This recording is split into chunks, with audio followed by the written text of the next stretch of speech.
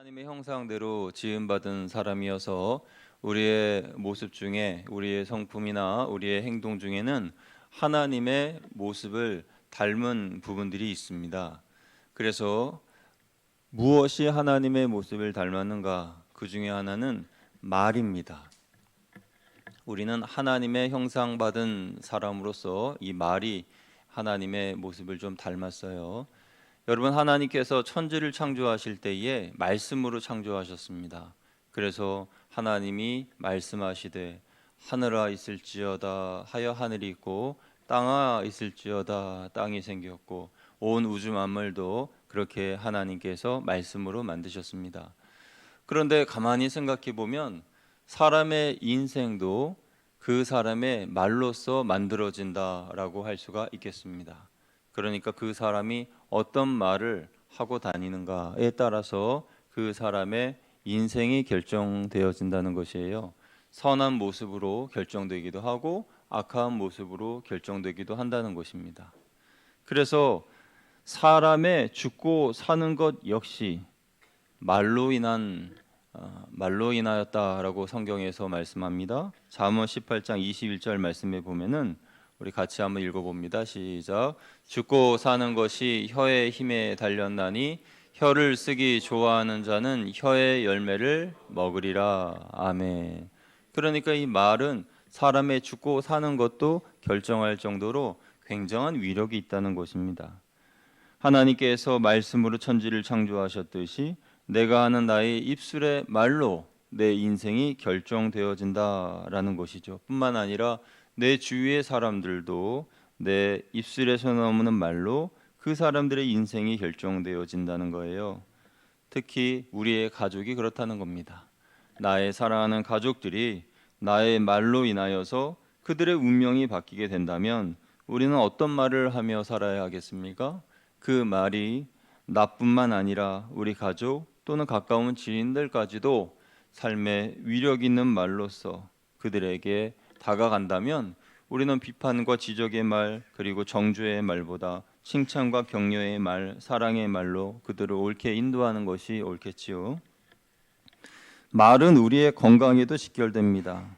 벨기에의 앤드워프 대학의 요한 데놀레트 박사는 그의 연구 결과를 미국의 심장학회 학술지에 발표했는데 매사를 부정적으로 보는 사람은 심장마비에 걸릴 확률이 그렇지 않은 사람보다 4배나 높다라고 발표하면서 사람이 하루 평균 30번의 부정적인 말을 하는 데 비해 긍정적인 말을 하는 것은 한 3번 정도에 불과하다라는 거예요.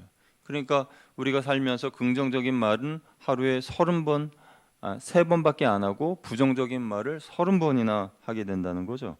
그래서 인간은 그대로 방치해 두면 긍정적인 말을 하는 것보다 부정적인 말을 하기가 쉽고 그렇기 때문에 매사를 부정적으로 보고 억압된 사고로 살아가는 이 사람이 심장마비에 걸릴 확률이 그렇지 않은 사람보다 한 4배가 더 높다 이렇게 말씀하고 있는 겁니다. 여러분이 가정의 가장으로서 늘 부정적인 말, 그러니까 아유 죽겠다, 난 못해, 불가능해 이런 부정적인 말만 계속하면은 절대 새롭고 창조적인 일들을 만들어낼 수가 없습니다. 반대로 한 가정의 가장이 긍정적인 말을 하게 되면 그 가정은 점점 밝아지고 활력이 넘치고 그런 가정에서 자란 자녀들은 건강한 자아상을 가지게 되어서 그들이 만나는 사람들마다 좋은 영향력을 받게 되겠지요. 의류 사업에서 크게 성공한 어떤 여성 사업가가 있습니다. 이분은 어느 날 자신의 매장에 들어온 손님들이 옷을 고르다가 인상을 찌푸리고 나가는 모습을 보면서 무슨 문제가 있나, 왜 저분들이 저렇게 기분이 안 좋아져서 나가나, 옷가게에 들어와서 이쁜 옷들을 보고 기분이 좋아져야 되는데 화가 나고 또 기분이 나빠져서 나가는 모습을 보면서 왜 그런가 살펴보니까 그분들이 고른 그 옷에 크기를 적은 표시 때문인데요. 그 옷들에는 몸에 이 크기를 적어 놓은 표기가 있었는데 몸이 큰 여성의 경우에는 빅 사이즈라고 표시되어 있고 몸이 작은 여성 같은 경우에는 스몰 사이즈라고 적혀 있었어요. 그런데 뭐 이건 당연하다 싶은 그런 생각이 드는데 그 사장님의 생각에는 이거 좀 잘못됐다. 손님들의 마음을 불편하게 하는 이런 표시는 사라져야 된다라고 생각을 하신 거예요. 그래서 몸무게에 민감한 여성들인데 이 빅 또는 스몰 이렇게 적혀 있으면 안 된다. 그래서 기분이 나쁠 수밖에 없다라고 생각해서 바로 옷의 크기를 알리는 표기를 바꿨습니다. 빅 사이즈라는 표기 대신에 퀸 사이즈라는 말로 바꾸고 스몰 사이즈라는 표기 대신에 큐티 사이즈 이렇게 바꿨어요. 그러니까 그 매장에 온 손님들이 옷을 고를 때 가뜩이나 다이어트 실패해가지고 속상한데 빅 사이즈가 아니라 퀸 사이즈라고 적혀 있으니까 내가 여왕이야? 그러면서 그 옷을 사게 되고 또 몸이 작은 분들 왜소하고 말랐다 그래서 늘 스트레스 받으시는데 큐티라고 하니까 얼마나 좋아요. 그래서 또 사게 되고 그래서 사람들이 많이 모이고 매상이 오르고 사업이 크게 성공했다는 거예요. 여러분 긍정적인 말은 자신의 생각을 낙관적으로 바꾸고 인생의 방향을 좋은 방향으로 이끌어 줍니다. 창조적인 생각을 하게 되고 생산적인 사람이 되게끔 합니다. 긍정적인 말은 한 사람을 성공으로 이끌 뿐만 아니라 그 사람을 방황에서부터 끝내주는 그런 능력도 있습니다. 여러분 5만 번 기도응답 받았다고 하는 고아들의 아버지 조지 밀러 목사님은 청소년 시절에 많은 방황을 하셨습니다. 그래서 아버지의 돈을 훔치기도 하고 거짓말도 하고 나쁜 친구들을 만나서 술집과 나쁜 짓도 하고 교도소에도 들어갔다 나오고 그런 일들이 있었어요. 그러다가 그가 다니던 교회의 목사님께서 그에게 한마디 말씀을 하셨는데 그 한마디의 말이 그의 인생을 바꿨습니다. 조지야, 하나님은 한 번 택한 자녀를 절대로 버리지 않으신단다. 낙심하지 말고 노력하면 넌 반드시 훌륭한 사람이 될 거야. 이 말에 방황하던 소년 조지 밀러는 방황의 삶을 마치고 하나님의 품으로 돌아오게 됩니다. 여러분 말에는 인간의 자아상을 변화시키는 놀라운 능력이 있습니다. 잘하고 있어요. 당신이 최고예요. 당신은 뭐든지 할 수 있어요. 라고 이야기하는 긍정적인 말, 그 말이 그 사람의 잠재력을 일깨워 주는 겁니다. 예수님의 제자 중 한 명은 바람에 흔들리는 갈대라는 이름의 뜻을 가진 사람이 있습니다. 혹시 여러분 누군지 아시나요? 시몬이라고 이름하는 제자입니다. 바로 베드로죠. 그런데 바람에 흔들리는 갈대라는 그 시몬의 이름으로 예수님은 그를 부르지 않으시고 반석이라고 하는 이름의 뜻인 베드로라고 부르셨습니다. 그러니까 예수님의 이 반석이라는 베드로의 이름은 너는 흔들리는 갈대가 아닌 견고한 반석 같은 사람이야. 이런 뜻이 그 베드로라고 부르는 그 호칭 가운데에 담겨져 있는 것이죠. 너는 중요한 사람이야. 너에게는 무한한 잠재력이 있어. 너는 반드시 성공할 거야. 이와 같은 가능성을 키워주는 긍정적인 말. 이 말은 위대한 꿈과 소망을 불러 넣어줍니다. 그래서 이 시간에 나는 얼마나 긍정적인 사람인지 한번 심리 테스트를 한번 해보려고 그래요.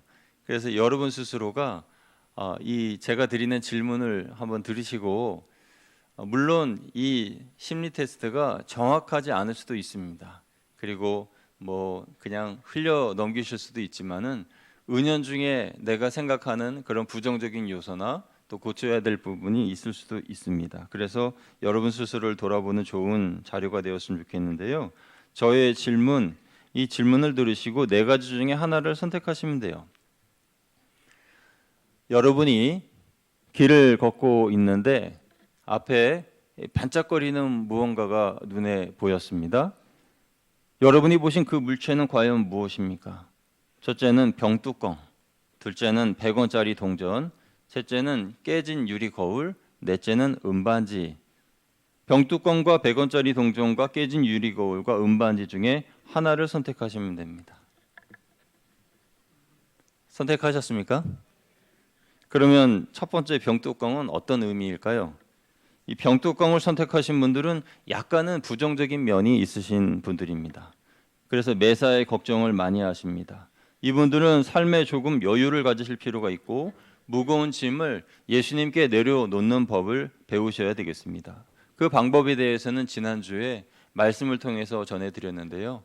하나님께서 우리에게 망각의 은사를 주셨기 때문에 아마도 많은 분들이 잊어버리셨으리라 생각이 되어서 홈페이지나 유튜브로 들어가셔서 한 번 더 들어보시면 좋을 것 같습니다. 두 번째, 100원짜리 동전은 어떤 의미일까요?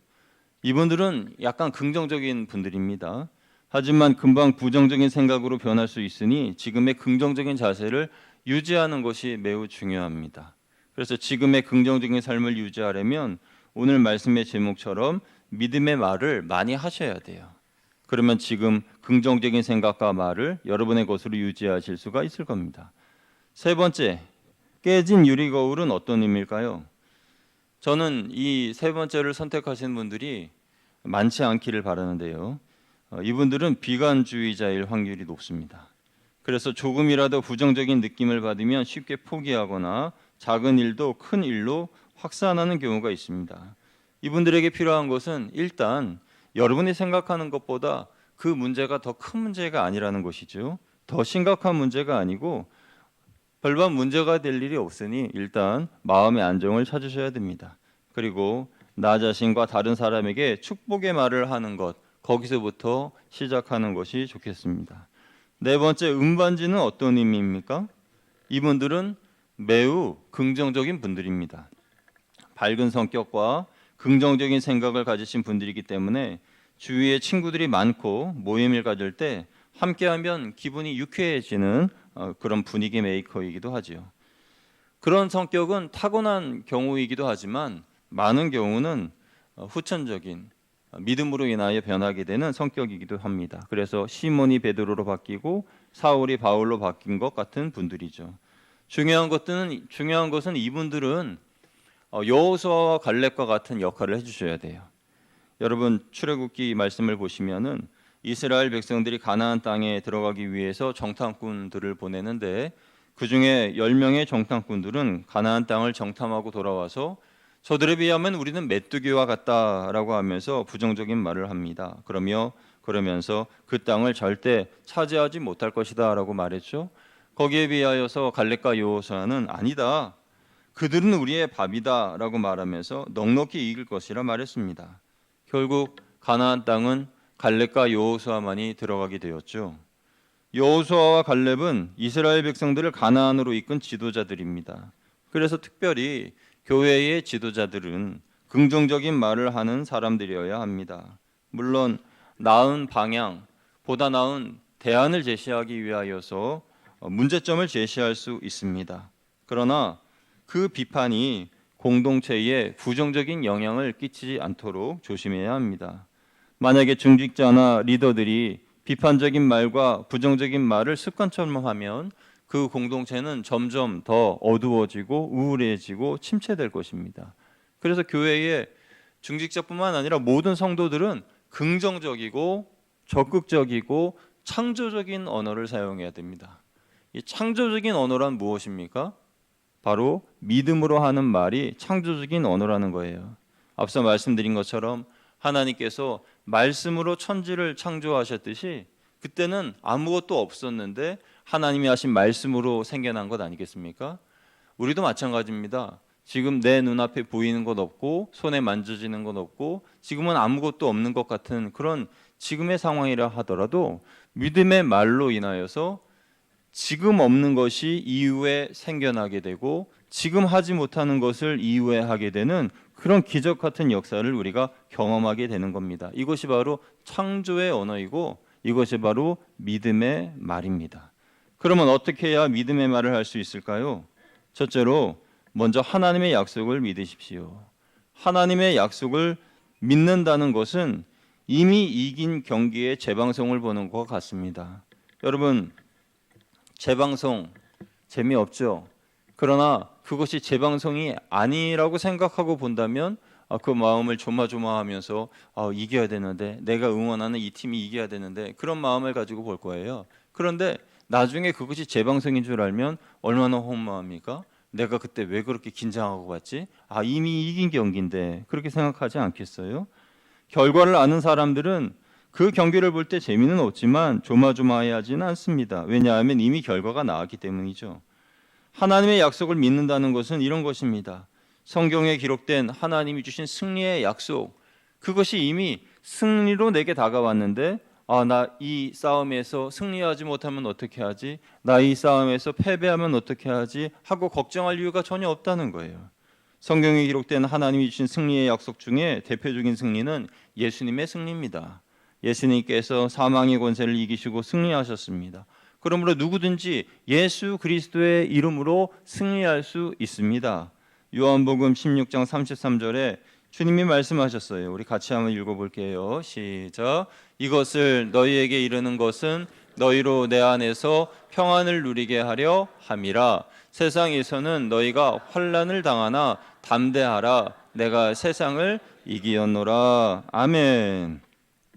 만약 우리가 하나님이 주신 승리의 약속, 곧 예수 그리스도의 승리를 믿는다면 모든 두려움이 사라지게 될 겁니다. 왜냐하면 이미 예수님께서 다 승리하셨잖아요. 그 예수님을 믿고 나아가면 나도 승리할 텐데 왜 두렵고 떨리는 마음으로 살아갑니까? 그것은 예수님의 승리를 온전히 믿지 못하기 때문이고 그 승리를 내 것으로 여기지 못하기 때문입니다.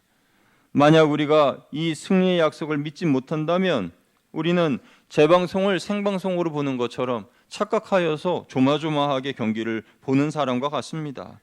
떨리는 마음으로 매일매일 살아가고 두려운 마음으로 불확실한 미래에 대하여서 걱정하며 살아가는 모습은 예수님의 승리하심 그 승리의 기쁜 소식을 내 것으로 취하지 못하기 때문입니다. 그런 마음으로는 믿음의 말을 할 수가 없습니다. 믿음의 말은 주님이 날 위해 죽으시고 부활하셔서 오늘 보혜사 성령님으로 나와 함께 동행하시고 믿는 믿음에서 이런 믿음의 고백이 우리 가운데 일어날 수 있다. 이것을 우리가 믿어야 하는 것입니다. 그러므로 우리는 사망 권세 이기시고 승리하신 주님을 믿는 믿음으로 나아가야 믿음의 말을 할 수 있는 겁니다. 하나님이 약속하신 승리의 기록 말고도 하나님께서 성경 곳곳에 우리에게 약속하신 말씀들은 너무나 많습니다. 대표적으로 내가 이루리라, 내가 행하리라, 내가 너희와 함께하리라, 이런 말씀들은 참 많죠. 내가 이루리라 하신 약속의 말씀은 이사야 60장 22절 말씀을 통하여 볼 수 있는데 우리 같이 한번 읽어봅니다. 시작. 그 작은 자가 1000명을 이루겠고 그 약한 자가 강국을 이룰 것이라. 때가 되면 나 여호와가 속히 이루리라. 아멘. 대표적으로 한 말씀만 읽은 것입니다. 둘째로 내가 행하리라 약속하신 말씀은 요한복음 14장 14절 말씀을 찾아볼 수 있죠. 같이 읽습니다. 시작. 내 이름으로 무엇이든지 내게 구하면 내가 행하리라. 아멘. 셋째로 내가 함께하리라 약속하신 말씀은 신명기 31장 23절을 볼 수 있습니다. 함께 읽습니다. 시작. 여호와께서 또 눈의 아들 여호수아에게 명령하여 이르시되 너는 이스라엘 자손들을 인도하여 내가 그들에게 맹세한 땅으로 들어가게 하리니 강하고 담대하라. 내가 너와 함께하리라 하시니라. 아멘. 성경에는 이처럼 내가 너와 함께 이루리라, 행하리라, 함께하리라 약속하신 이런 말씀들이 너무나 많은 거예요. 우리는 하나님이 약속하신 이 말씀들을 믿어야 합니다. 믿음의 말은 하나님의 약속을 믿는 믿음에서부터 시작이 됩니다. 비록 지금 나의 형편은 어렵고 상황은 힘들다 할지라도 그 처한 현실과 문제에 매몰되어서는 안 됩니다. 어떤 상황에서도 우리는 하나님이 약속하신 이 말씀을 기억하고 믿음의 말을 해야 해요. 그래야 나의 삶에 창조의 역사가 일어나게 되는 것입니다. 성경에 기록된 하나님의 약속의 말씀들을 내 것으로 믿지 못하기 때문에 믿음의 말이 아닌 부정적인 말, 낙심의 말을 하게 되는 겁니다. 하나님의 약속을, 그 말씀을 믿지 않는 것은 경기의 재방송을 보는 것과 같습니다. 여러분, 하나님의 약속을 믿으셔서 두려움과 낙심을 이겨내시기를 축원드립니다. 둘째로 믿음의 말은 입술로 선포되어져야 됩니다. 여러분, 믿음의 말은 우리의 생각 안에 갇혀 있으면 안 됩니다. 나 믿어요. 나 할게요. 나 믿습니다, 아멘입니다 하는 그 생각은요, 머릿속에 갇혀 있지 말고 내 입술을 통하여서 선포되어져야 됩니다. 그래야 능력이 나타납니다. 예수님께서 진실로 날 위해 죽으셨습니다 라고 머릿속으로 믿고 생각하는 분들은 입술로 예수님이 날 위해 죽으셨습니다 하고 선포할 수 있으셔야 돼요. 그래야 입으로 선포될 수 있어야 그것이 온전히 내가 믿는 것이라는 겁니다. 그렇게 믿음의 말을 선포할 때 이게 하나님의 약속이 내 삶에 적용이 됩니다. 믿음의 선포는 하나님과 나 사이의 간격을 이어주는 다리와 같은 역할입니다. 그러니까 믿음으로 선포함으로 하나님의 세계와 내가 살고 있는 이 현실의 세계가 연결되는 거예요. 그래서 하나님의 은혜를 가져오고 하나님의 능력을 가져오고 하나님이 예비하신 선물을 가져오게 되는 것이죠. 믿음의 선포는 나의 현실의 상황에 하나님의 약속을 응답으로 임하게 하는 능력입니다. 그러므로 하나님의 사람들은 입술을 열어서 믿음을 선포해야 됩니다. 우리가 하나님의 약속을 믿음으로 선포할 때에 행복의 문이 열립니다. 믿음의 선포를 우리의 실생활에서 그러면 어떻게 사용해야 될까요? 한번 따라하시면 감사하겠습니다. 없는 것을 있는 것으로 여기면서 선포하십시오. 없는 것을 있는 것으로 여기고 선포하는 거예요. 예를 들어서 나는 아직 병이 낫지 않았지만 주께서 채찍에 맞으심으로 너희가 나음을 입었다 말씀하셨으니 저는 깨끗하게 나음을 입었습니다 하고 고백하는 거죠. 그러면 우리는 이 믿음의 선포를 통해서 치유를 경험할 수가 있습니다. 구원의 확신이 필요하신 분들은 이렇게 믿음의 말을 하는 거예요. 주 예수를 믿으라, 그리하면 너와 내 집이 구원을 얻으리라 말씀하셨으니 주를 믿는 우리 집은 구원을 받았습니다 하고 선포하는 겁니다. 이런 믿음의 선포를 통해서 없던 믿음이 생기는 겁니다.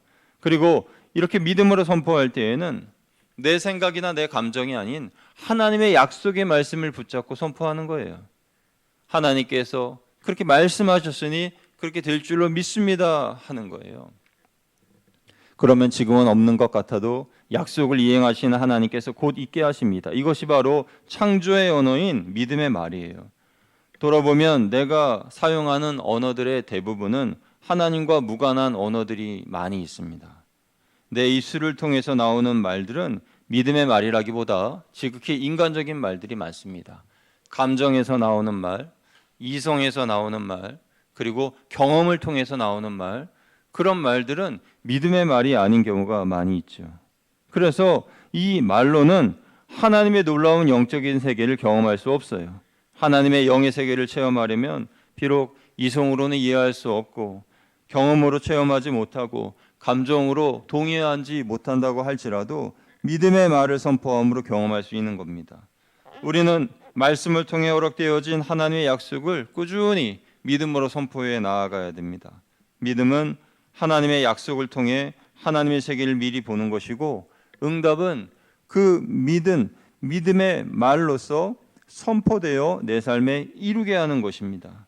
사랑하는 성도 여러분, 우리가 믿음이라고 할 때 믿는 것은 내 삶의 환경이나 감각이나 느낌을 믿는 것이 아니라 하나님의 약속을 믿는 것이기 때문에 이 믿음의 사람이 하는 이 말도 환경에 치우친 말이나 감정에 따르는 말이 아니라 하나님의 약속에 기반한 그 믿음의 말을 우리가 해야 하나님의 역사를 보게 되는 것입니다.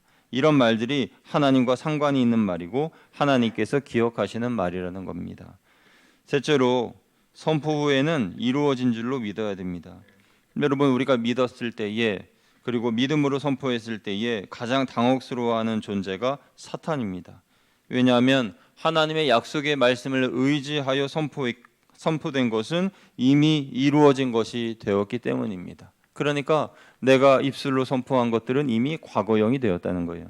예를 들어서 내가 구원의 확신을 믿음으로 선포했다면 이미 예수 그리스도께서 날 위하여 죽으시고 믿는 모든 사람들은 구원을 얻는다는 그런 모든 것을 하나님이 만들어 놓으셨기 때문에, 그 조건에 합당해졌기 때문에 우리는 믿음으로 선포한 그 순간 이미 그렇게 된 거예요. 그래서 믿음으로 선포한 순간 내가 구원이 내게 이루어질까가 아니라 이미 내게 구원이 이루어진 겁니다. 그러면 그 부분에 대하여서 다시 사단이 그걸 돌이킬 수가 없어요. 이전에 믿지 않았던 옛 모습으로 다시 그 자리로 돌려놓을 수가 없습니다. 그만한 능력과 그만한 권세를 하나님이 주시지 않으셨어요. 그래서 다시금 우리는 불신자의 모습으로 돌아갈 수가 없습니다. 사탄이 할 수 있는 것은 단지 내가 믿기 전까지 온갖 유혹과 시험을 하는 것일 뿐이지, 일단 믿게 되면 돌이킬 수 없다는 것을 잘 알고 있습니다. 그리고 우리가 믿음으로 선포했을 때에 그 상황을 돌이킬 수 없다는 것을 잘 알고 있어요. 그래서 사탄이 우리가 믿음으로 선포할 때에 상당히 당황하고 두려워하는 것입니다. 마찬가지로 믿음으로 선포된 것은 이미 과거형이 되었기 때문에 선포 이전으로 돌이킬 수 없어요. 여러분, 우리의 기도의 내용 가만히 돌아보면은 하나님 앞에 간구하는 기도가 많이 있습니다. 하나님, 이렇게 해주십시오, 저렇게 해주십시오, 우리의 소원을 들어주십시오 하는 그런 기도가 우리 기도의 대부분이죠. 그것이 기도가 아니라는 것이 아니라 그 간구의 기도, 그것만이 기도가 아니라는 것이에요. 기도는 믿음의 선포가 뒤따라야 됩니다. 그래서 장차 하나님께서 이루어 주시기를 바라고 간구하는 소원의 기도를 올려야 하지만 그 끝에는 하나님께서 분명히 이루신다는 믿음의 고백과 믿음의 선포가 함께 뒤따라와야 되는 것입니다. 만약에 우리의 기도가 간구의 기도로만 끝나게 되면은 그러면 사단이 틈탑니다. 그 마음에 의심을 심어놓지요. 그래서 정말 하나님이 그렇게 하실 거라고 너 생각하는 건 아니지? 정말 하나님께서 너의 기도를 들으셨다고 생각하니? 천만에, 하나님께서는 너의 소리를 듣지 않으셨어 하고 자꾸 속이는 거예요. 그러나 믿음의 선포를, 그 기도를 마지막으로 한다면 사탄이 의심을 심을 수가 없어요. 십자가의 보혈로 나의 모든 죄는 이미 씻겨졌노라. 주께서 채찍에 맞으심으로 내 병은 이미 나았노라. 이렇게 믿음으로 선포하면서 기도를 마치게 되면요, 그러면 거기에서 의심을 심을 수 없어요. 왜냐하면 그렇게 선포하는 동시에 이미 이루어지고 그 사실은 이미 과거형이 되었기 때문이죠. 물론 사람의 입장에서는 아직 과거형이 아니에요. 아직 이루어지지 않은 그런 사실이에요. 그러나 하나님의 시간에서는 이미 이루어진 과거라니까요.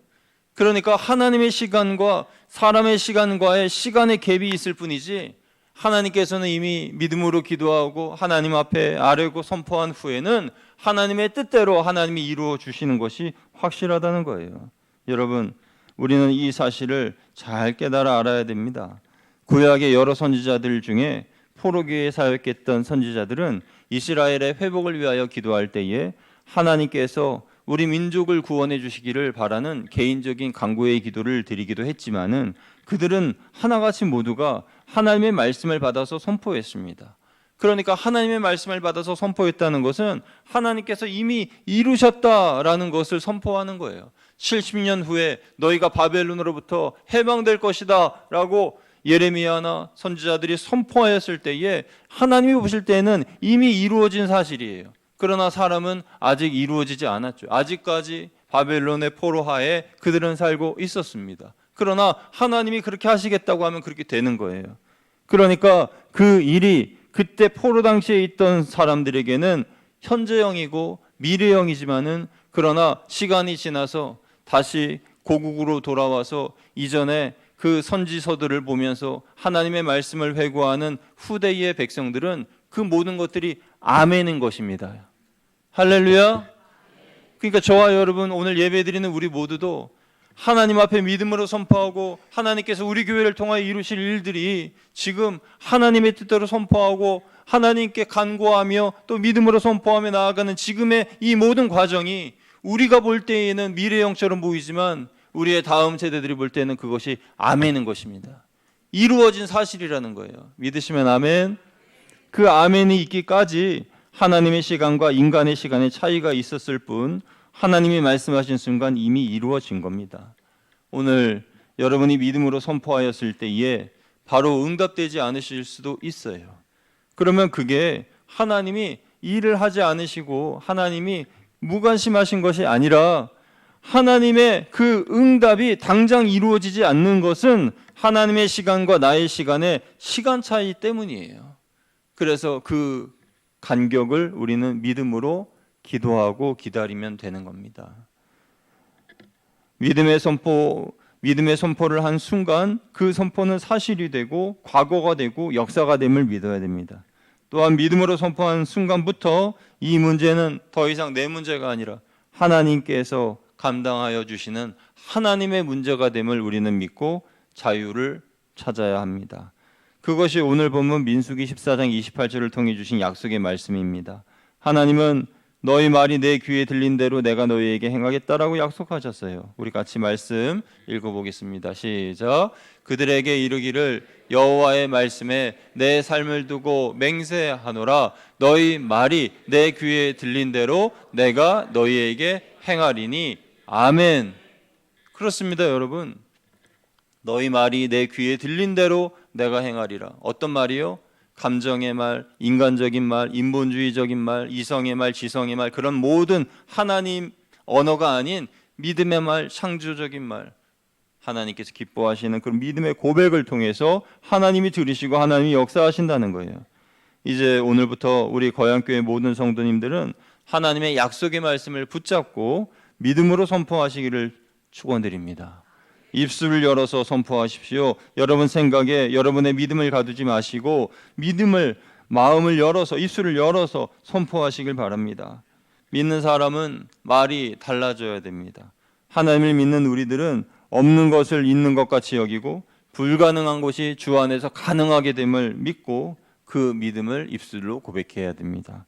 그런 믿음과 믿음의 고백을 통해서 하나님이 우리의 삶에 역사하시고 기적을 베풀어 주실 줄로 믿습니다. 이번 한 주간 저와 여러분의 입술에서 나오는 믿음의 고백이 풍성한 열매로 맺혀지기를 주님의 이름으로 축원드립니다. 함께 기도하겠습니다.